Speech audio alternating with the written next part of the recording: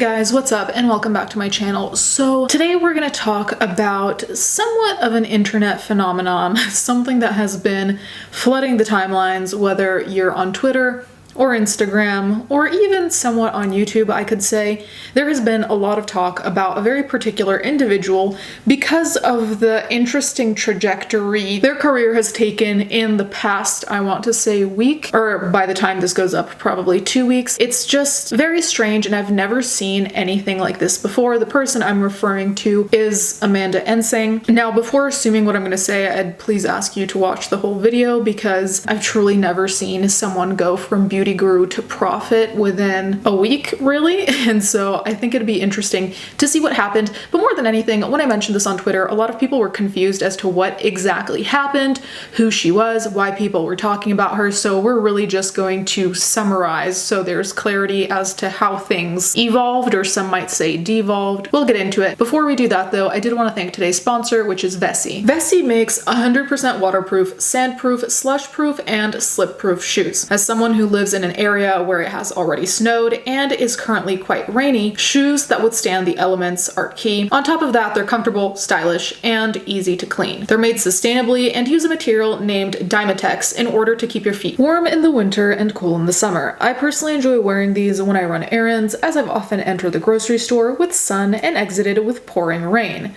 as well as when I go to the park when there's both sand as well as mud. I specifically enjoy the color selection as you don't have to trade efficiency for style. They just coexist. These are the perfect shoes to go with my everyday all black uniform. Vessi has an incredible early Black Friday offer right now. Use my link and grab yourself a pair for the winter months while they still have sizes. You'll thank me later. If you missed the Black Friday sale, use my code Ready to Glare to get $25 off your Vessi shoes. Thank you, Vessi, for sponsoring this video. Basically, what I want to do is just give you a timeline of what occurred. All of this mayhem started when this influencer, Amanda Ensing, who is a beauty YouTuber, who I discovered a couple years ago due to another scandal she was in for allegedly copying merch from a smaller creator. I've watched her videos here and there, but I've not been, watching every single upload. Amanda Ensing, until pretty much a week ago, was just a beauty influencer, and that's not to minimize, but I'm just saying that was her general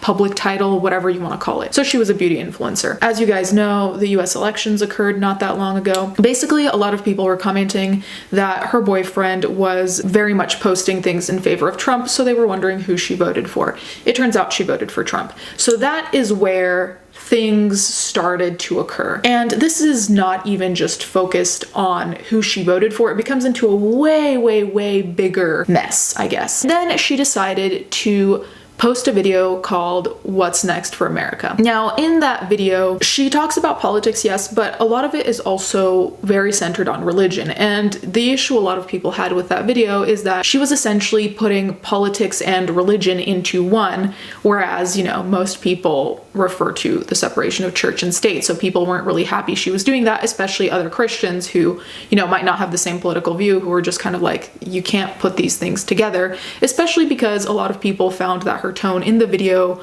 was patronizing, holier than thou, just very much condescending. That was the general consensus. And if you go look at the comments, that is very much the consensus. The last I checked, there were like 17,000 thumbs down, I believe. In that video, Amanda talks a lot about her relationship with God. And the reason that a lot of people found it condescending was also because she was saying that she wasn't going to judge people that had different thought processes or different conclusions than her. But then she also said, if you don't see it my way, you're asleep, you're not paying attention. Just kind of belittling anyone else who might have a varying opinion, which obviously people don't respond well to, understandably.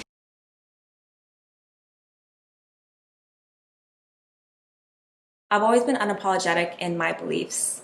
I've always shared love, tolerance, and equality for all. And for a long time, I thought politics was something that shouldn't be discussed online. I vote based off of facts, policy, and my Christian. I vote with what aligns in my beliefs, and I educate myself. I learn all the policies, I know all the facts.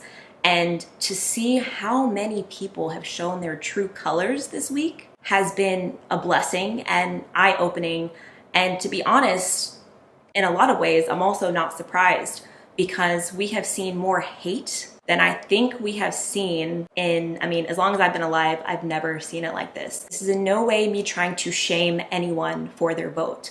I have always, and I've talked about this on my platform, you are free to do your own research and you have the responsibility to educate yourself and to know what you're voting for. If you found yourself confused the last couple of weeks wondering, why are there so many people out there for Trump?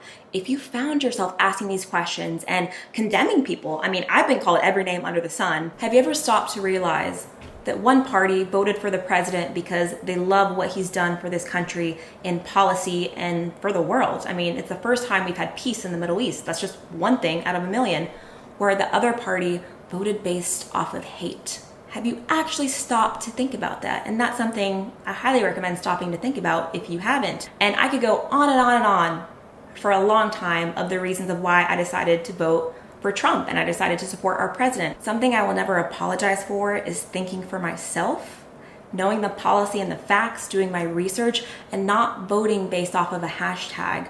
Meanwhile, if you knew what was happening in this country, you would be scared and embarrassed right now is all I'm going to say. Any responsible person will take the time to do the research and really know what each president has done, is doing, and what policies they've enacted and will enact. When you're a believer, your identity is not in other people's opinions. Your identity is found in Christ. Do people not realize that television tells you your vision? That programming programs you to think a certain way?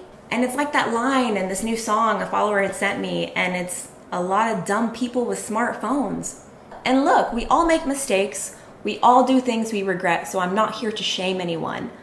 But as a friend and someone who cares, I'm here to make you question and think. So in the video, she says that the important thing is to do your research and be informed and just be very aware of what's going on in the world. That's all completely correct. You should be well informed. You should do your research. She then says that she's going to leave resources in the description box. If you go to see the description box, the resources she left, which I thought were going to be scholarly articles because she was business administration and political science double major, so you'd think she'd know better.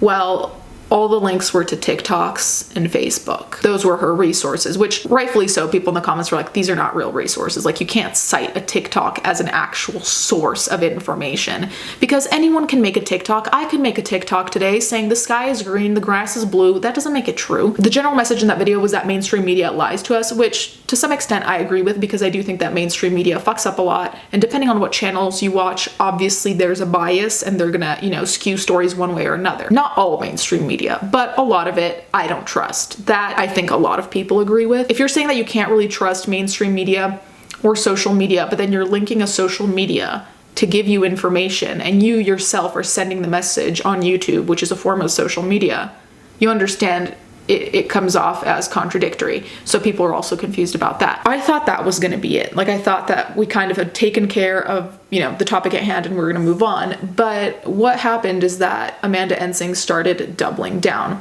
So firstly, there was a homophobic comment under that video. I'm sure there was more than one, but there was one that she actually physically hearted. And I'll put the comment on the screen, but it did say something along the lines of like, they didn't want same-sex marriages, or they didn't think it was important for two men to be able to marry each other. And there were other things in that comment. It was a relatively short one and she liked it. So people were understandably upset by that because why would you like a homophobic comment unless you agree, allegedly? It just seemed very suspicious to like comment unless you agree with all of it, especially if it's saying something as controversial. Then after that, what occurred is that she started posting a lot on Twitter. Now, if you just went to see her Twitter and you didn't know who she was, you would have no idea that she's a beauty influencer because her whole timeline since I last checked is either religious or political, which is her prerogative, but I'm just saying it's a very distinctive shift, which is why I think all of this is interesting because I think it's one of the first times that I've seen a beauty influencer just go 0 to 100 from not talking about politics really at all to like flooding their timelines with it, which is why it's interesting. There were two separate instances that made people alarmed, concerned, and annoyed. Amanda Ensing went on an Instagram rant. Now, I'll put pieces of it, but it's 4 minutes. I'll link the whole 4-minute thing down below if you want to watch it. it was very alarming to me because, you know, when you see something and you immediately have a gut reaction of like, something's wrong? Well, that's how I felt. And that's not to assume anything.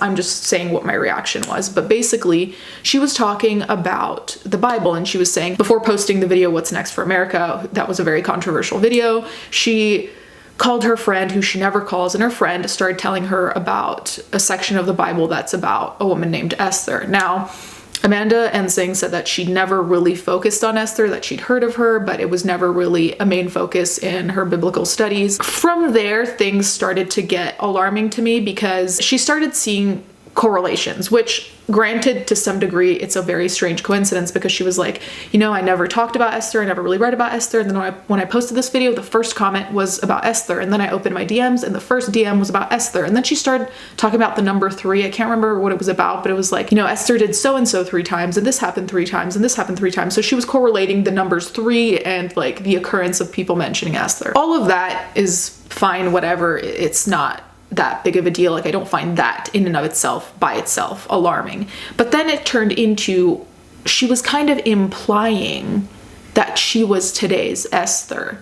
And that's where I was like, okay, something's up. And that's also why in this video, my commentary might be more minimal than usual, but it's simply because I don't know if something's wrong there. I don't want to assume anything. I don't know what her mental health is like, but it does alarm me when people actually think they are a prophet, because this isn't to be rude or anything, but if there were a prophet today, I just really don't think they'd pick a beauty influencer to be the prophet. That's just my opinion. You guys can let me know if you think they would choose beauty influencers of all people from the most toxic community on YouTube to be a prophet. She was essentially implying that she was today's Esther and that she was brought here to speak her truth and stand up for the people, I believe it was. Her tone and her demeanor was very alarming to me because it seemed very almost like frantic, nervous energy. And granted, it could just be that she was excited about all these coincidences and the Esther thing, whatever. Pretty much myself and everyone else that saw it, that I talked to, we were all on the same page of like, something's up. Esther was this beautiful, like one of the most beautiful women, and she stood up to the king and she saved her people. So it's about to get wild. So a thought popped in my head whenever she was breathing this life into me, and I was like, what if God brought me on this platform for a moment in time such as this? You know, when you read people in the Bible, all they had was their faith in God. They didn't know God was going to come through. They believed God was going to come through, and we read the aftermath in the Bible. So I was like, okay, what if I was brought here for this moment? Like, God got me here. I'm going to risk it all for God, right? Never been breathed into my life before. And the video this girl made on Esther was 3 days ago. In the book of Esther, she fasted for 3 days. Like the spiritual warfare that's happening right now. I also want to share this verse with you. It's in Esther 4:14, and I'll have it on the screen. But essentially it says that if you remain silent at this time, the Jews will be saved from another place, but your family will perish. And it says that what if you were brought to this royal position, this high power, time such as this? That was God speaking to Esther, that if she remained quiet, her and her family would be perished and the Jews would still be saved. But that he brought her to this place, this high position of power, for this one moment in history. God did not call us to be silent. He called us to use our voice. God called us to be spiritual warriors. And there are a lot of Christians that are being really quiet and sitting back and not wanting to get into conflict, not wanting to cause any division. The division is already here. We should be using our voice for love and for truth. We gotta speak up. So basically, after that, she doubled down again on the Esther thing and ended up posting it, I think on her Instagram as well, but definitely on her Twitter. She posted this, essentially saying, be an Esther, you know, be strong, be whatever, all these positive things, which it's great to aspire to and be inspired by, but it's a different situation when you actually think you are that person, like she was implying. People were alarmed after that. But then if we go back to her Twitter, she again continued to post political/religious things, and one of the things she posted really bothered people because she posted from a satirical website, but she either didn't realize it was satirical or decided to ignore that fact, but she was posing as if it was real news. She posted it, I think it was about Kamala Harris and some policies she wanted to institute. And while reading the screenshot, it's very obvious it's not real news, because even how it's worded, you can tell it's like a joke. Like, it read more as a fan fiction than a news article. So even when I read it, without knowing it was a satirical website, it's called the Babylon Bee, I believe, this is not legit. And then someone in the comments screenshotted, you know, a description of the Babylon Bee, and they themselves call themselves fake news. They say that they're satirical, but she was passing it off as real. As I last checked, I checked yesterday, and it's been over 24 hours that post was left up, even though people were like, this is like misinformation, please don't act like this is real, because it's not. Had to take a hoodie break, it's pretty cold here. Anyway, so basically the end of all this saga as of when I'm filming this video, Amanda Ensing posted on her Twitter referring to other influencers and brands in regards to how they responded to her discussing her political affiliations, discussing her Christian faith, and she said this: "The last week has revealed so much. If I was petty, I would release every influencer who called and texted me who didn't vote for Biden but is lying about it now or staying quiet. The fact several unfollowed me but voted for Trump is sad. This week, the fake were purged. PSA to those who unfollowed, remove me from your brand's PR list. You made this personal. By brands, I mean the influencer brands that unfollowed me personally, but still want me to sell their products. It's ironic that many of these people who unfollowed, I was the one to text/check up on them, show them grace through their mistakes/drama. Meanwhile, I practice my freedom of speech to vote and they cower. Don't come to me when they turn on you. I'll be in my lane leveling up." It is difficult for me to believe that other influencers would essentially reach out and say, hey, I also voted for Trump, but I'm saying I voted for Biden. Okay, bye. Like, I don't understand exactly in what context that would occur. Like, I could understand influencers reaching out, being like, hey, I'm in the same boat as you, or something like that. But for someone to come out and just straight up tell her that they're lying, you're essentially giving her ammunition. Like, I'm not saying she would blackmail anyone. That's not what I'm alleging. But you're giving someone information that they could very well use against you. And I don't know why anyone would do that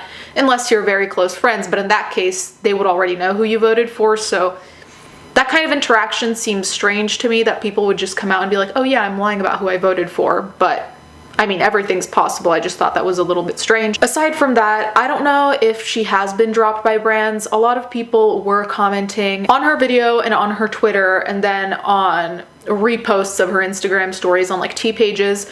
They were commenting that they were unsubscribing, that they were actually going to try contacting the brands that sponsor her, namely Savage X Fenty. A lot of people were saying, I don't think Savage X Fenty would back this up, and so people were emailing to get her dropped from brands. I don't know if she's been dropped. There's been nothing said publicly. If she hasn't been dropped, she's actually demanding for some brands to take her off PR because she sees them as two-faced. So definitely there has been some effect to her career, but it seems like so far all that we can see is her demands to be removed. So it's definitely been a very strange concept to see someone go so 0 to 100, which is why I want to talk about it, because I'd never seen it before, as well as for people who might be confused, because I know a lot of people were telling me they were kind of confused as to what exactly occurred. You guys can let me know what you think in the comments down below. Thank you guys so much for watching. Thank you to my patrons as always, and let's get right into the fan art.